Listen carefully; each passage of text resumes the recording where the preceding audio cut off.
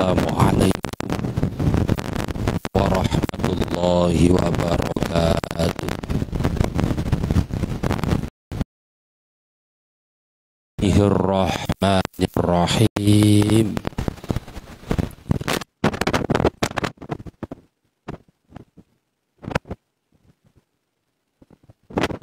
Wassalatu wassalamu ala asyrafil anbiya'i wal mursalin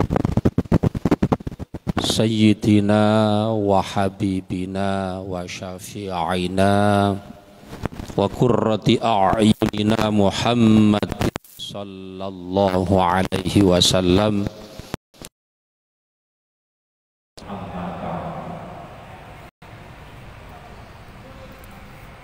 Yang saya hormati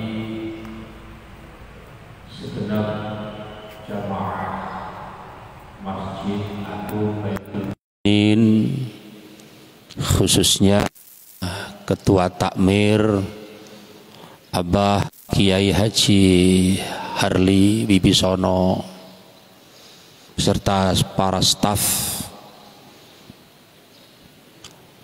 Puja dan puji syukur kehadirat Allah Subhanahu wa ta'ala, dengan senantiasa mengucap syukur alhamdulillahi rabbil alamin.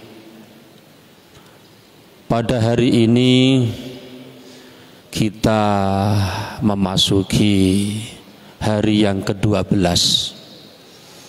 Alhamdulillah kita masih diberikan sehat walafiah. Mudah-mudahan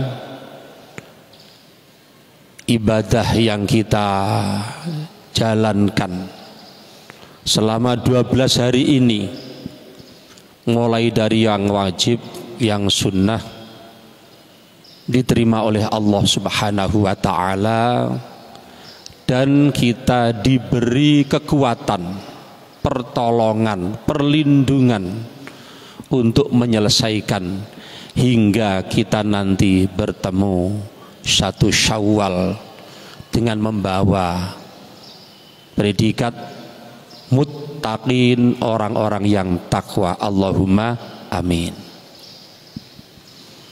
Hadirin hadirat yang dimuliakan oleh Allah, pada kesempatan sore hari ini saya diberikan tugas oleh Bapak Ketua Takmir untuk menyampaikan hikmah puasa dan amalan-amalan puasa supaya kita bisa maksimal meraih keutamaan dalam melaksanakan ibadah. Perlu diketahui bahwa memang Ramadan ini sungguh merupakan bulan yang sangat istimewa, dan kita bersyukur diberi oleh Allah kesempatan bertemu dengan bulan Ramadan ini. Bulan Ramadan banyak memberikan pelajaran, banyak memberikan motivasi-motivasi supaya kita lebih baik dalam menjalani hidup, dan yang paling penting meraih ridho Allah Subhanahu wa ta'ala, terutama dengan perintah berpuasa. Ibadah puasa ini banyak para alim ulama mengatakan berbeda dengan ibadah-ibadah wajib yang lain.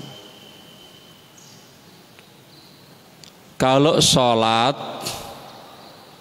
di Masjid Baitul Mu'minin ini, kalau kita sendiri Allah memberikan pahala 1. Kalau berjamaah Allah memberikan pahala lipat 27. Kalau di Masjid Nabawi di Madinatul Munawwarah, Allah meningkatkan pahala ibadah sholat kita menjadi 1000. Dan kalau kita kerjakan di Masjidil Haram, bahkan Allah meningkatkan sampai lipat 100.000. Sedekah baik yang wajib maupun yang sunnah, yang disebut zakat, itu pun pelapon standar pahalanya sudah diberitahukan terlebih dahulu oleh Allah. Haji apalagi tidak ada pahala yang pantas untuk orang-orang yang hajinya mabrur kecuali surga. Akan tetapi puasa tidak. Sungguh merupakan keistimewaan ibadah puasa ini. Kata Allah, as-saumu li wa ana ajzi bih. Puasamu wahai hambaku untukku, dan aku sendiri yang akan menentukan seberapa banyak sedikitnya pahala puasa. Ini sungguh-sungguh istimewa. Maka kalau kita menginginkan keutamaan ibadah yang lebih, ya puasa Ramadan ini. Maka supaya maksimal kita dalam melaksanakan ibadah, harus ditunjang dengan amal-amal yang ada di bulan Ramadan, yang itu bisa menunjang meningkatnya pahala ibadah puasa kita. Pertama, walaupun sudah biasa kita kerjakan, tetapi apabila kita tahu dan mengerti, tentu lebih mendapatkan keutamaan. Bahwa sesungguhnya berbuka puasa, membatalkan puasa, dan sahur itu juga diantara keutamaan amal selama kita berpuasa Ramadan. Dan Rasulullah mengajarkan hendaknya ketika kita baik membatalkan puasa itu supaya takhirus sahur wa ta'jilul fitri, segerakan ketika sudah memasuki ghurubus syamsi. Jangan tergesa kita azan, sholat, itu justru malah kurang baik. Ini bagian dari amalan ketika kita puasa. Segera batalkan puasa itu walaupun dengan seteguk air, walaupun dengan sebiji kurma. Jangan lupa membaca doa Bismillahirrahmanirrahim. Kita teguk air itu, kita makan kurma itu. Setelah itu kita berdoa, Allahumma laka sumtu wa bika amantu wa ala rizkika aftartu birahmatika ya arhamar rahimin. Doa ini bukan sebelum makan, sebelum minum, tapi sesudah. Bismillah dulu, kita teguk air, baru berdoa alhamdulillahirabbil alamin. Allahumma laka sumtu wa bika amantu wa ala rizkika aftartu birahmatika arhamar rahimin. Ini bagian amalan walaupun kelihatan ringan, tapi betapa itu menjadikan keutamaan ibadah puasa kita. Yang kedua, mengakhirkan sahur sebelum terbitnya fajar. Dalam beberapa riwayat Rasulullah mengerjakan sahur ini tidak kurang 10-15 menit sebelum memasuki waktu subuh, terbitnya fajar. Karena supaya cadangan energi yang kita makan ini bisa maksimal, sehingga tidak ada alasan untuk kita bermalas-malas karena lapar. Menurut beberapa orang ahli, makanan yang kita konsumsi akan habis selesai diproses dalam waktu 8 jam. Ini kalau makan sahurnya jam 2 bisa kita bayangkan 3, 4, 5, 6, 7, 8, 9, 10 habis. Maka supaya kita tidak punya alasan untuk bermalas-malas, tetap produktif walaupun puasa. Sehingga mohon maaf yang bekerja, apalagi kita bekerja, mohon maaf sebagai karyawan, sebagai pegawai, jangan sampai mengurangi aktivitas pekerjaan kita, menurunkan aktivitas pekerjaan kita. Maka Rasulullah mengajarkan takhirus sahur. Sehingga kalau sekarang mungkin jam 4.10 itu waktu subuh, ya kita akhiri sahur kita jam 4. Maka lumayan agak panjang cadangan energi kita, sehingga kita masih bisa produktif walaupun tetap bekerja. Mohon maaf, apalagi kalau kita ikut juragan yang bukan Islam, apalagi yang tidak punya toleransi. Yo ngene iki gara-gara poso, beler kabeh, mohon maaf. Ini perlunya kita mengikuti sunnah Rasul takhirus sahur. Dan ketika kita berbuka disunnahkan memang kurma at-tamr kalau ada. Kalau tidak ada, jangan khawatir. Kalau pengen istiqomah ikut mutiara Ramadan di Baitul Mukminin, dijamin pasti ada nanti. Ini kalau tidak, nanti ketua takmirnya yang perlu kita cari. Kemana Pak Herli kok tidak ada kurmanya ini? Dijamin ada. Alhamdulillah, insya Allah, insya Allah. Karena apa? Dalam kondisi perut ini kosong. Apalagi kebetulan yang sudah ada masalah pada pencernaannya.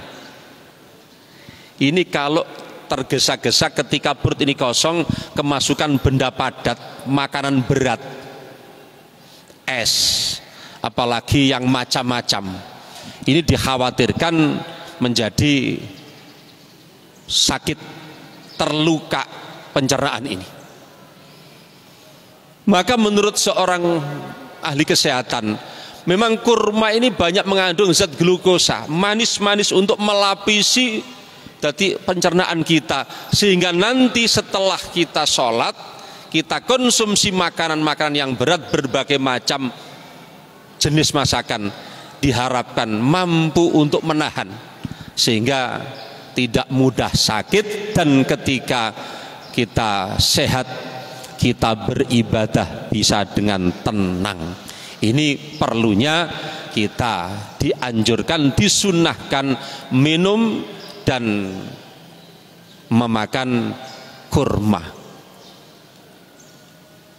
Hadirin hadirat yang dimuliakan oleh Allah,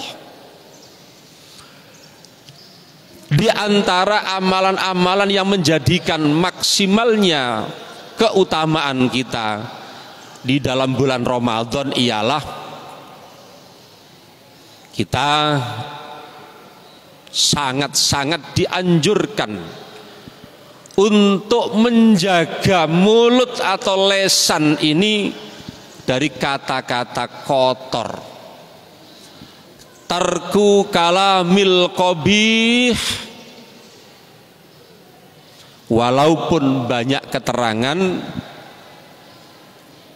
bahwa ketika bulan Ramadan setan-setan dibelenggu oleh Allah, tetapi ingat bahwa banyak orang-orang sebelum Ramadan memang sudah punya watak-watak syaitoniyah yang sudah melekat.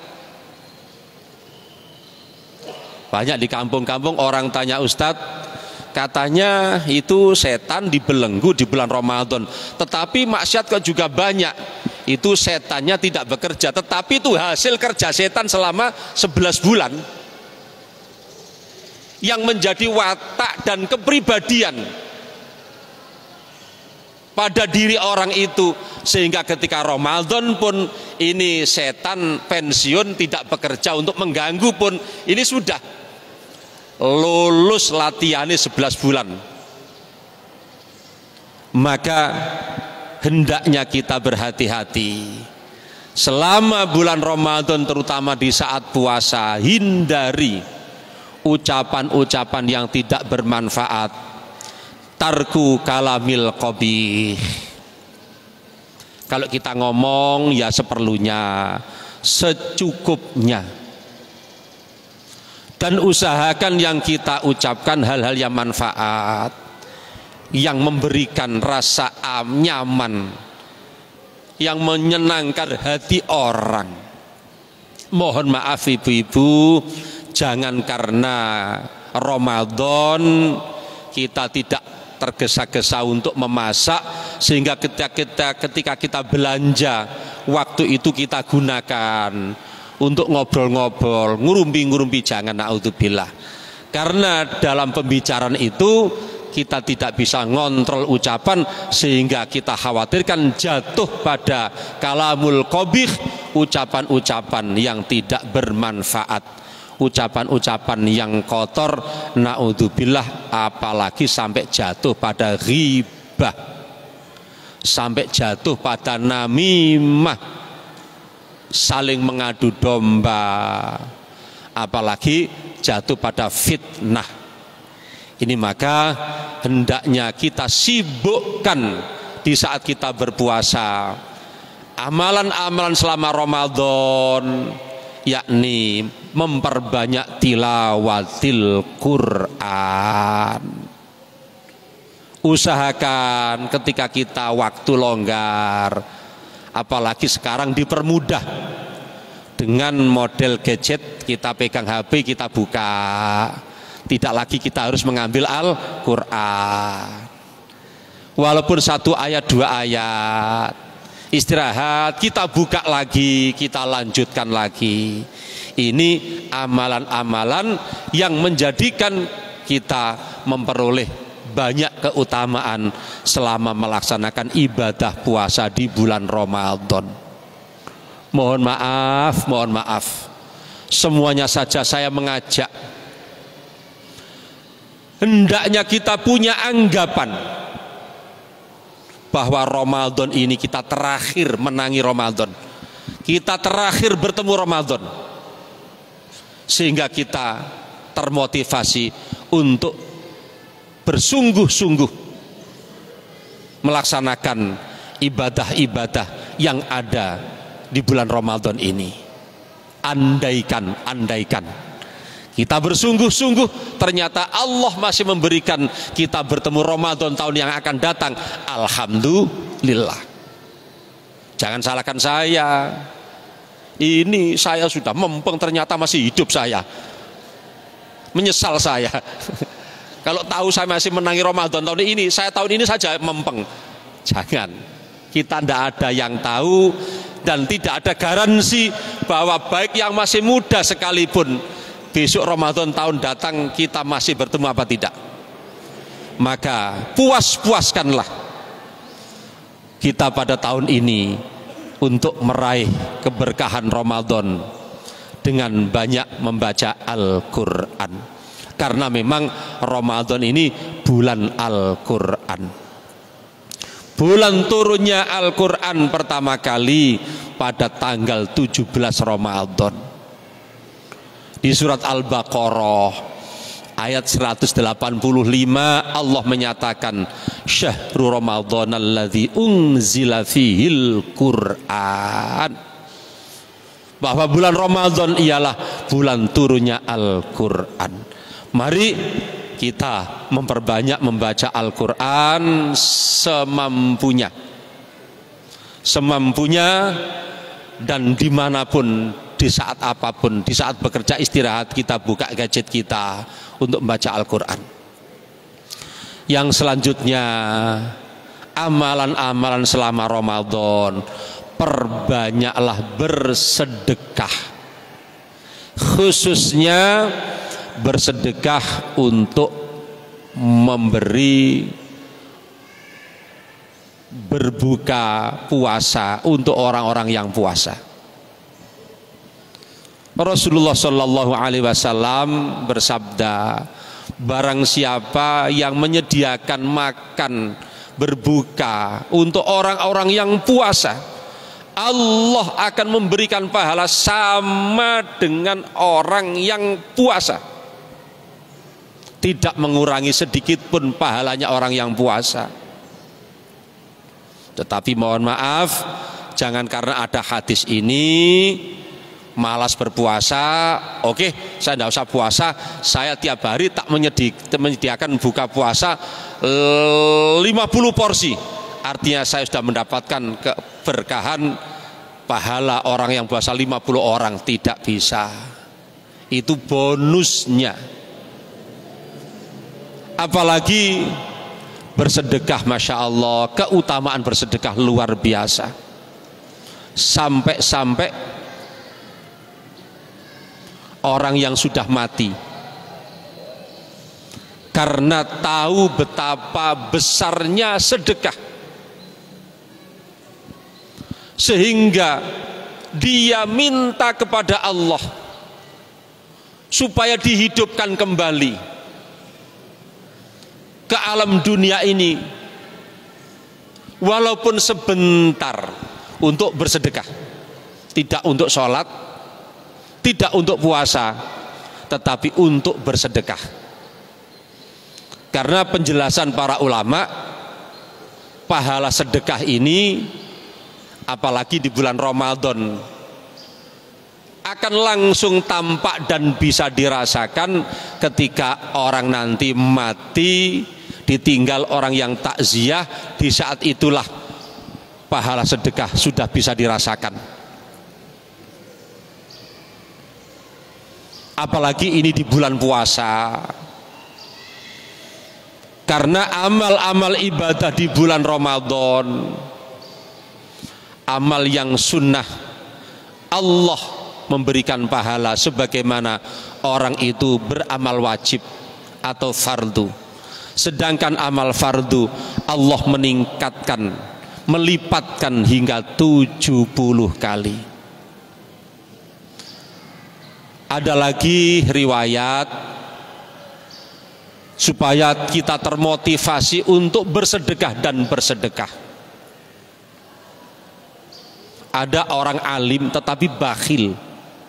Itu mohon maaf, kalau dalam bahasa saya, kalau saya ngaji di kampung, lebih apik bodoh tapi loman ahli sodakoh daripada alim bakhil. Lebih baik di mata Allah walaupun tidak ngerti ilmu agama, pas-pasan, sholat pun bacaannya belepotan, tapi ahli sedekah, itu di mata Allah lebih baik daripada alim tapi bakhil. Ini Masya Allah fadilahnya sedekah. Dan ada riwayat lagi yang mengatakan ada 4 golongan nantinya masuk surga tanpa dihisab.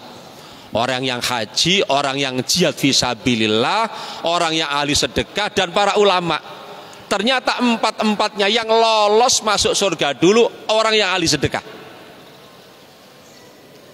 Kenapa kamu minta masuk surga dulu? Orang yang haji. Oh iya, saya haji mabrur.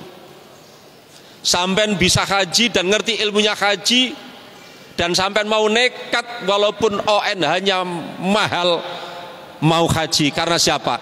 Karena saya banyak mendengarkan fatwa-fatwa pencerahan dari para ulama, maka tidak pantas kamu masuk surga dulu. Orang yang jihad seperti itu, kamu berani jihad fisabilillah, punya sifat saja'ah, pemberani, karena saya dimotivasi oleh guru saya, kiai saya, ulama saya. Tidak pantas mendahului kiai kamu. Maka ulama ini diminta untuk masuk surga dulu. Mohon maaf malaikat, tidak pantas. Saya bisa berjuang, yang memfasilitasi tempat-tempat ibadah dan tempat-tempat saya mengajar adalah orang yang dermawan ini. Maka selayaknya orang yang ahli sedekah inilah yang lebih dahulu masuk surga. Ini makanya keutamaan bersedekah ialah orang yang luar biasa di mata Allah. masuk surga lebih dulu, mengalahkan orang yang haji, orang yang jihad fisabilillah, dan ulama. Dan ketika nanti kita masuk kubur, yang pertama tampak pun adalah pahala sedekah. Yang selanjutnya hendaknya kita juga berupaya selama Ramadan ini supaya lebih sempurna lagi, kita berjuang supaya bisa mendapatkan Lailatul Qadar. Untuk itu tidak usah kita pilih-pilih waktu malam 17, malam 21, malam 23, 25. Sudahlah, tiap malam mari kita hidupkan. Apalagi di Baitul Mukminin ini sudah ada gerakan Qiyamul Lail, bahkan dengan sahurnya sekalian. Mari kita hidupkan, karena kita tidak tahu malam keberapa Lailatul Qadar ini diturunkan oleh Allah, dan memang tidak ada riwayat yang pasti malam keberapa Lailatul Qadar diturunkan oleh Allah Subhanahu wa taala. Untuk itu sekali lagi mari kita maksimalkan amalan-amalan yang bisa menunjang puasa kita diterima oleh Allah Subhanahu wa taala dan mendapatkan keutamaan yang maksimal, dan mudah-mudahan ini menjadi bekal amal kita sehingga kita dijadikan orang yang selamat fid dini wad dunya wal akhirah. Allahumma amin. Sekali lagi mudah-mudahan 12 hari ini amal ibadah kita, terutama puasa kita, diterima oleh Allah Subhanahu wa taala. Allahumma amin. Dan kita diberikan kekuatan lahir dan batin untuk menyempurnakan, merampungkan ibadah sampai akhir Ramadan. Karena khususnya di Jawa, umumnya di Indonesia, beda dengan di Saudi Arabia, kita mengerjakan ibadah puasa ada kaitan dengan adat istiadat, dan itu tidak sedikit memakan biaya, dan itu pula tidak sedikit memakan korban kekhusyuan ibadah kita. Repot maleman, repot gawe jajan, repot kelambi anyar, itu sangat mengganggu. Baik, tetapi kalau tidak mengganggu. Untuk itu mudah-mudahan Allah memberikan kekuatan lahir batin, sehat walafiat, dan rizki yang cukup untuk kita merampungkan ibadah kita. Allahumma amin. Al-Fatihah. A'udzu billahi minasyaitonir rajim. Bismillahirrahmanirrahim. Alhamdulillahi rabbil alamin, arrahmanir rahim, maliki yaumiddin, iyyaka na'budu wa iyyaka nasta'in, ihdinas siratal mustaqim, siratal ladzina an'amta 'alaihim ghairil maghdubi 'alaihim waladdallin. Rabbighfirli wa liwalidayya amin ya rabbal alamin. Bismillahirrahmanirrahim. Alhamdulillahi rabbil alamin. Allahumma salli wa sallim ala sayyidina Muhammad wa ala ali sayyidina Muhammad. Rabbana ighfir lana dhunubana wa liwalidina warhamhuma kama rabbayana shighara, wa li ashabil huquqil wajibati alaina wa li jami'il muslimina wal muslimat wal mu'minina wal mu'minat al ahya'i minhum wal amwat. Allahumma inna a'udzubika min ilmin la yanfa' wa qalbin la yakhsha' wa amalin la yurfa' wa du'a ila yusma. Allahumma ja'al auladana wa dhurriyyatina wa talamidana min ahli ilmi wa ahli khair, wa la taj'alna wa iyyahum min ahli syarri wad dhair. Rabbana atina fid dunya hasanah wa fil akhirati hasanah wa qina adzabannar. Wa sallallahu ala sayyidina Muhammad wa ala alihi wa sahbihi wa baraka wa sallam. Walhamdulillahi rabbil alamin. Kurang lebihnya mohon maaf. Selamat berbuka puasa, mudah-mudahan senantiasa dirahmati Allah Subhanahu wa taala. Wassalamualaikum warahmatullahi wabarakatuh.